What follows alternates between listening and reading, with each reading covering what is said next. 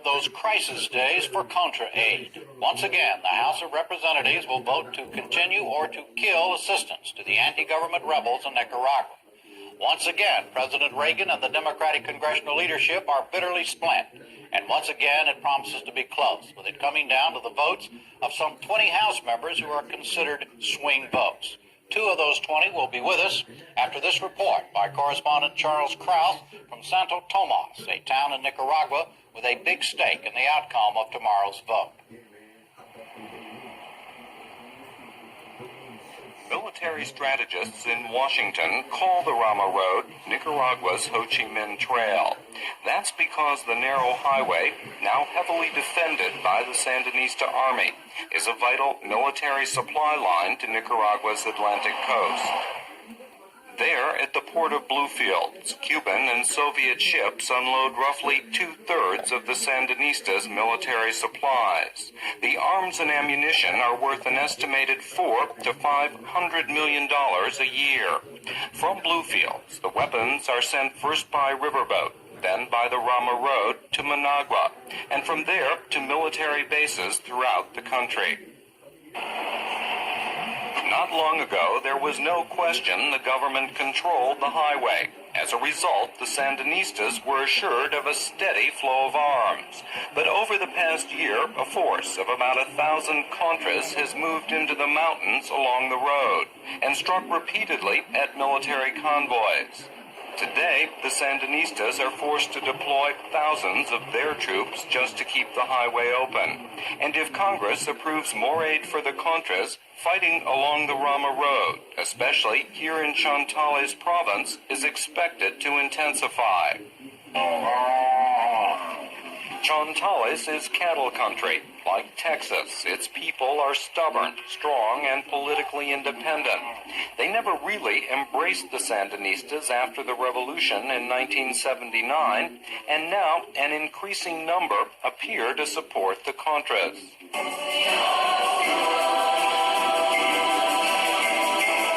Father Peter Dabelli is an American priest who's lived in Chontales since 1982. It's not that the Contras are so good, it's that the Sandinistas are so bad. That it's the only option left. You know, as you've spoken to the people, and they say they'd rather not be in the army, they'd rather not be in the reserve, they'd rather be out there in their finca milking their cows. When they're not left alone, when they're not given any other option, when they're forced into one way or another, they'd rather go with the Contra. Because the Sandinistas have attacked family life, and they've attacked the church. They're very conservative in the sense that whatever they produce, they want to keep it for themselves, and they have the right to sell it the way they want it. And this government has been very strong since the very beginning of the revolution to take actions against the people that own land. Ramiro Gurdion is president of an association of private farmers and cattlemen, and a leading opponent of the Sandinistas. He says many ranchers in Chontales have turned against the government because they've come to believe the Sandinistas plan to confiscate their property, all in the name of agrarian reform. The agrarian reform, is a law that is very, does not take the land away from you if you are a good producer or you are a bad producer. No. The idea is if you back the revolution or you don't back the revolution. And that's the big issue there. And there have been a lot of small campesinos with, let's say, 10 acres, confiscated, expropriated, and that's why those people have taken arms. Nicaragua is a country that depends on agriculture. Cattle from Chontales once provided an important source of export earnings.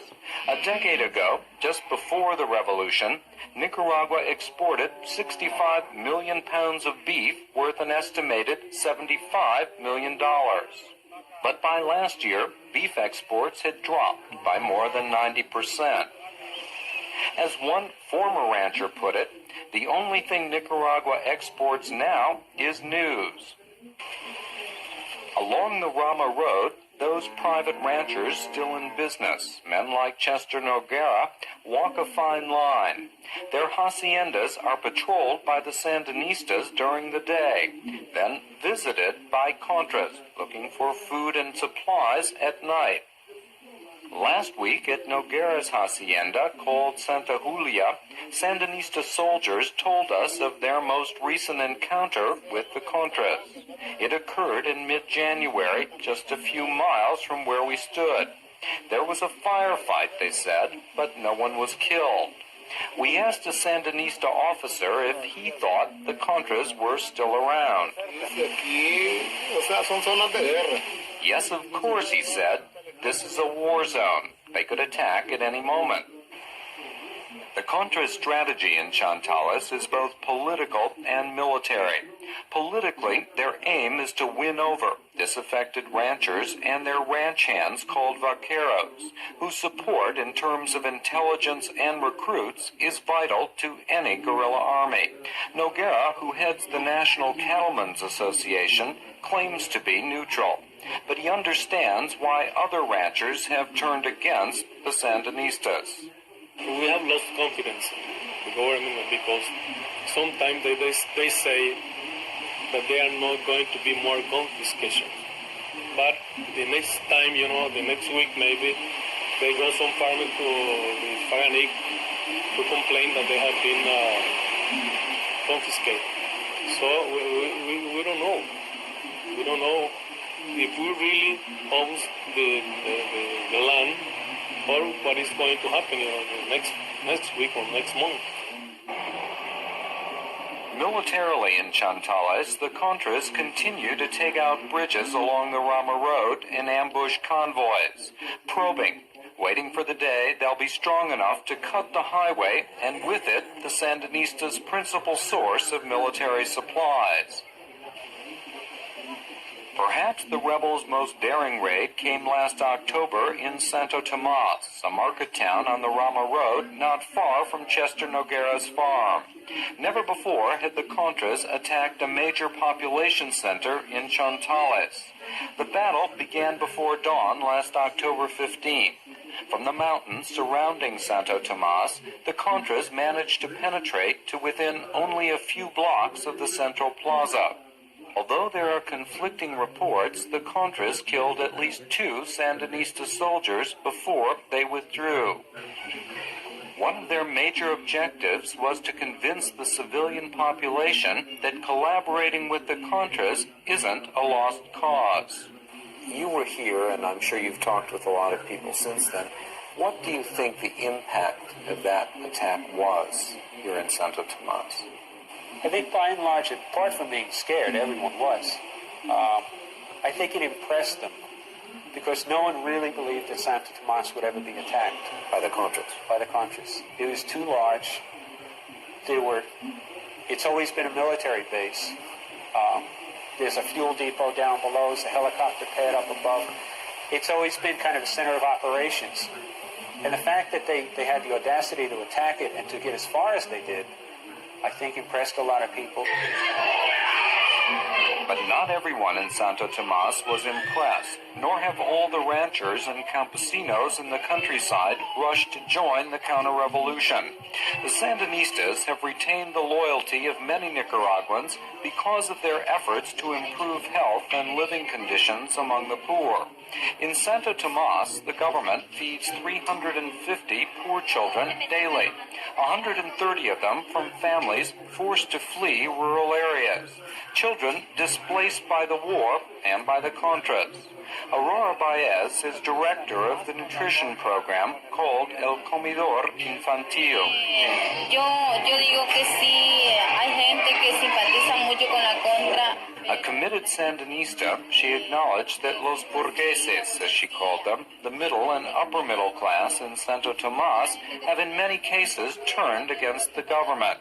But the poor majority, she said, still supports the Sandinistas.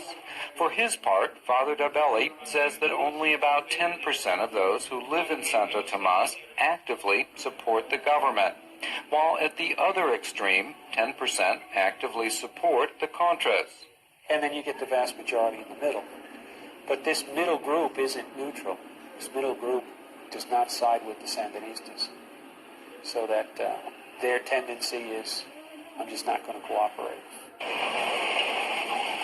Theoretically, in Chontales and elsewhere in Nicaragua, the government has restored basic freedoms, including freedom of the press, as part of its compliance with the Arias peace plan. But based on what we heard and our own experience, word of the new policy has yet to reach the army and the police in Santo Tomas. Last week, military officials here in Managua assured us we could work in Santo Tomas without any problems.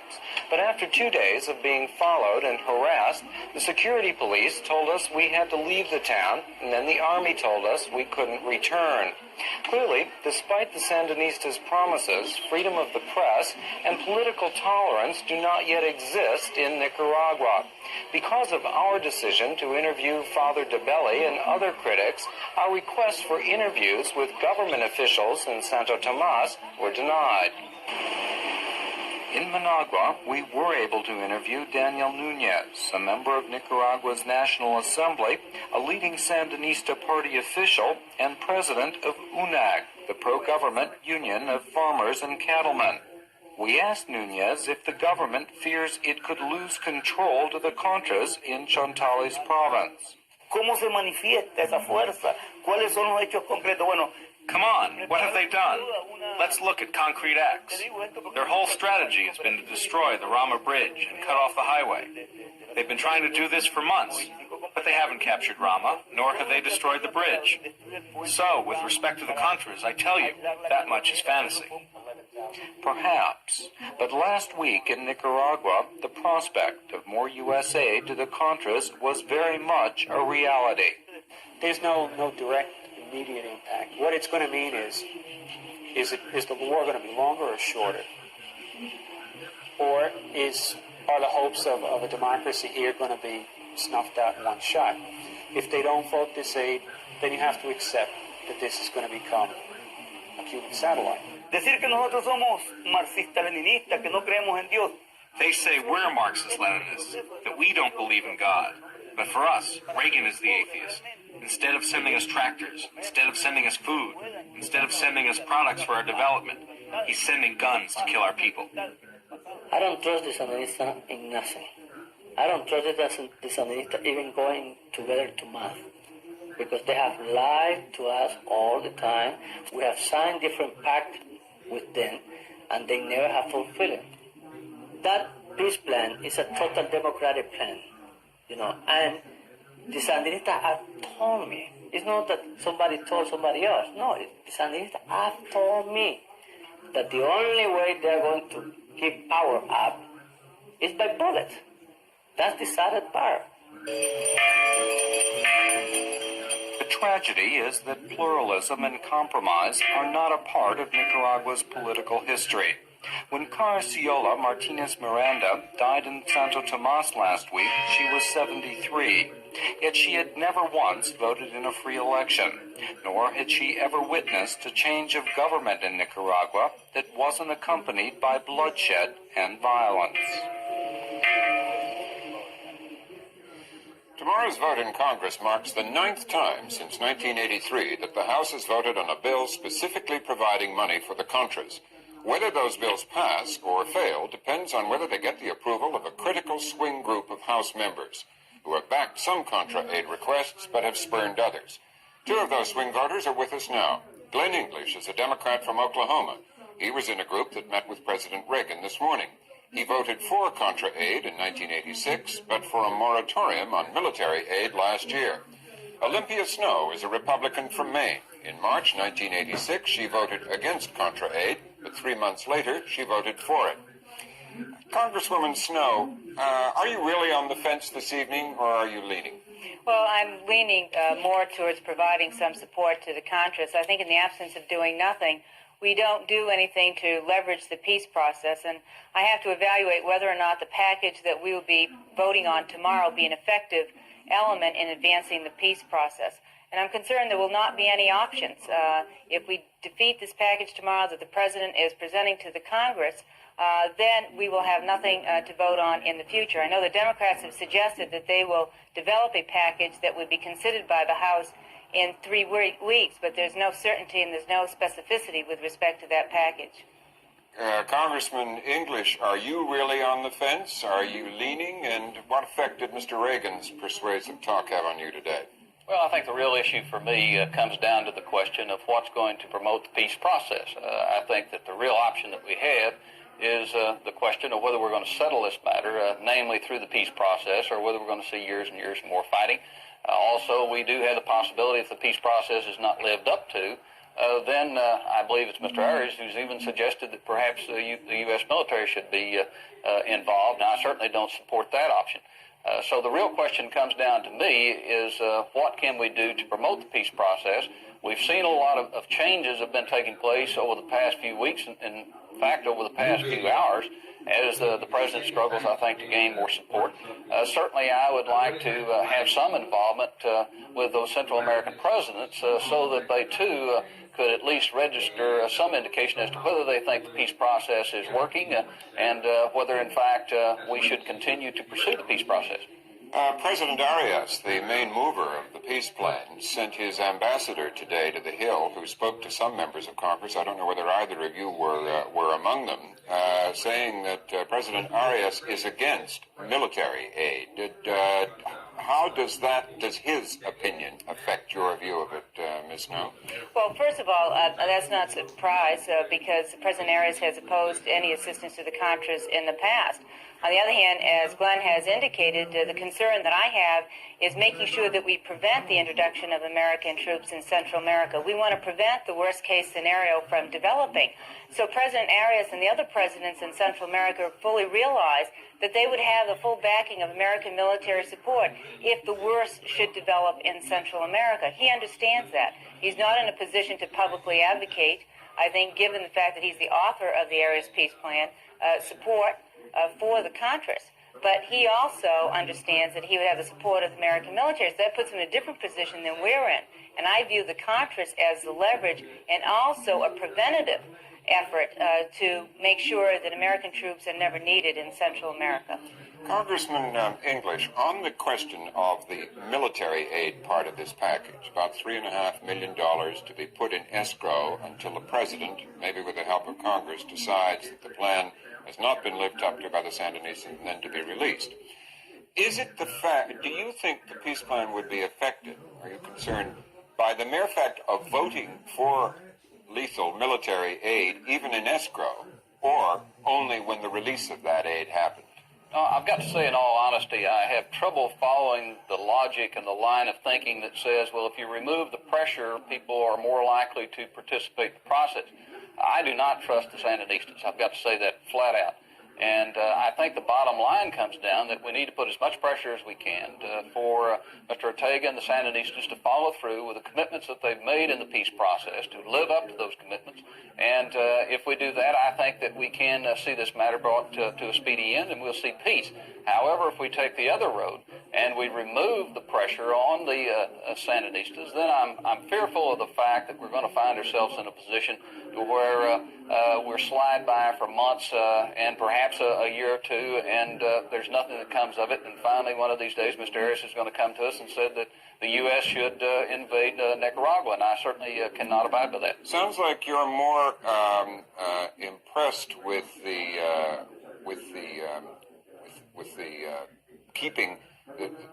prospect of keeping pressure on the Sandinistas than you are worried about the danger to the peace plan from voting for military aid. Is that correct? That's exactly correct as far as I'm concerned. Now, let me also address the other side of this issue. There's a great deal of concern, I think, not only in Congress but throughout the country, with regard to the sincerity of the president to follow through as far as the peace plan is concerned. A lot of people indicate that they don't really believe that the president strongly supports the peace plan and some concern about it. Well, I've got to say that I've got a little bit of concern. There's a little bit of nagging doubt there, and that's the reason that I've been very interested to see what steps the president's going to do to assure us that, in fact, that lethal aid will not be released until and unless the Sandinistas and Mr. Ortega do not follow through with their commitments to the peace process. How do you feel about the lethal aid part of the package, Congressman Snowe? Well, again, I think it does provide a dimension of pressure on the Sandinistas. During the period of time in which the United States Congress did not provide